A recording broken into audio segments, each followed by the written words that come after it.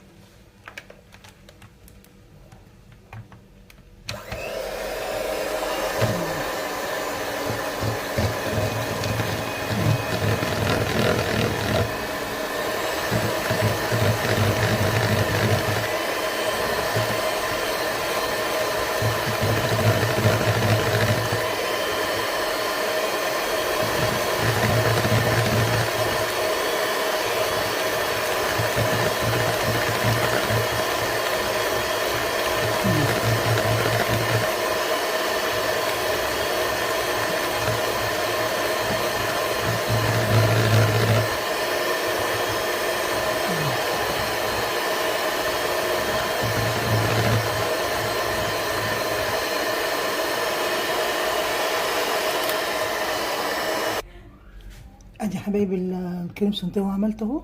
احطه بقى في الفريزر لغايه ما اعمل البسكوت.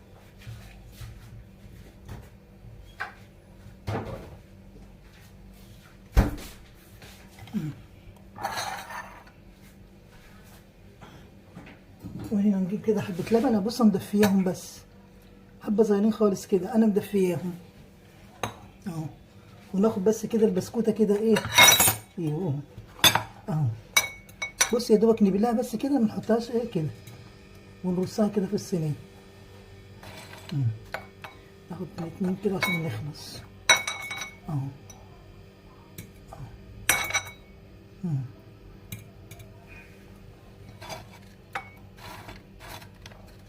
البسكوت ما بيستحملش.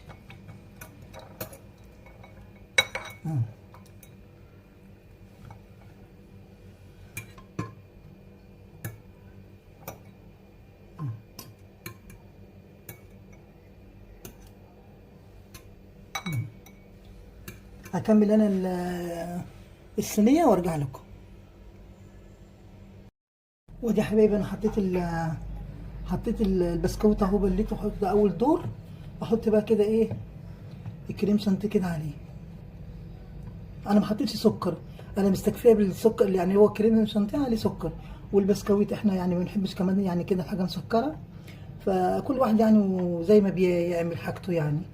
عاوزين تحطوا سكر انتوا بقى في الكريم شانتيه. والمانجا برضو ما عملتها ما حطيتش فيها سكر برضو، عشان احنا ما بنحبش الحاجه مسكره.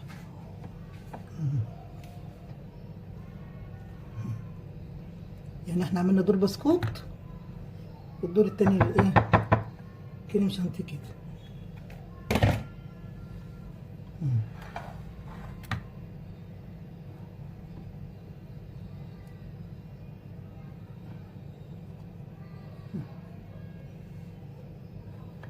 اهو نسويها بقى كده.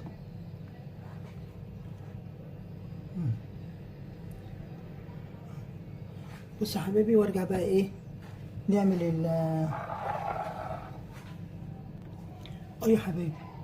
اقابل لي بقى البسكوت برضو تاني كده. واخده اعمل نفس الطريقه الاولانيه اهو.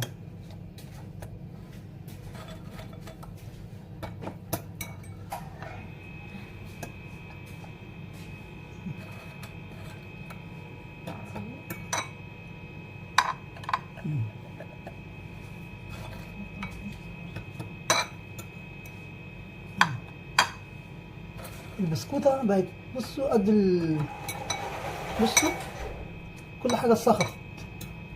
كان زمان دي قد دي 3 كده. سبحان الله يا رب. ما تسيبوهاش في البتاع عشان بتبوظ على طول.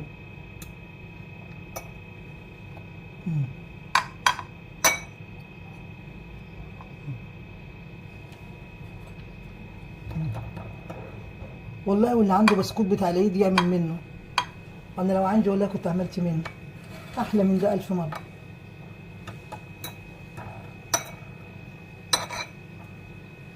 ده العلبة الزغنطوطة دي ب30 جنيه. حرام.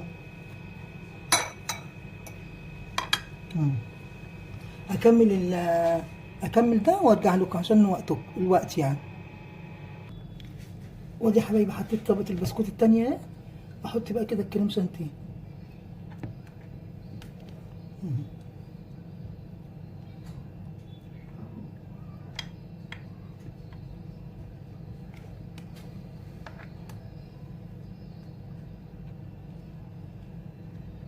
هي سهلة كده، سهلة وبسيطة يعني، وحاجة حلوة كده في البيت للأولاد يعني. وخصوصا بقى انها بالمانجا والكل بيحب المانجا.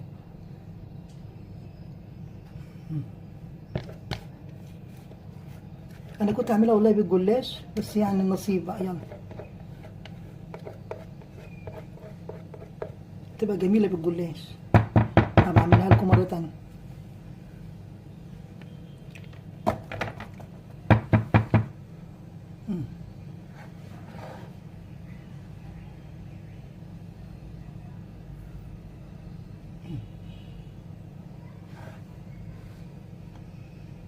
هتجمد بقى شوية كده في الفريزر.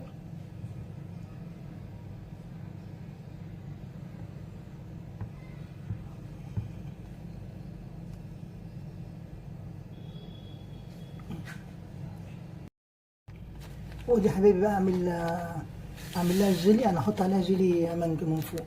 انا دي كوبايه ميه كده مغليه اهي.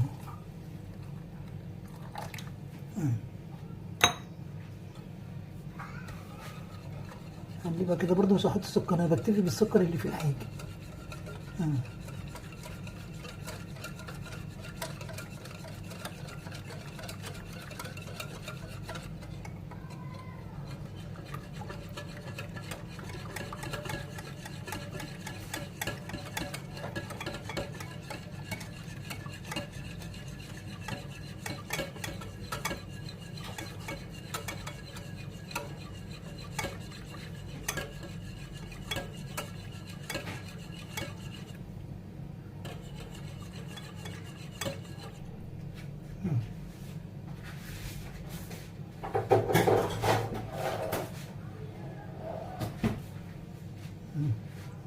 بصوا يا بنات اهو.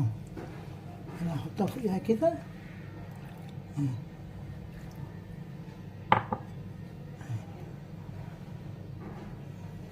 ادخلها بقى الفريزر تقعد بقى لها يعني كده ايه 3 ساعات 4 ساعات وقت ما تجمد بقى واطلعها ورا. وادي حبايبي التارت البسكوت بالمانجا اهو. ايه رايكم بقى؟ اهو نقطع بقى منه كده حته.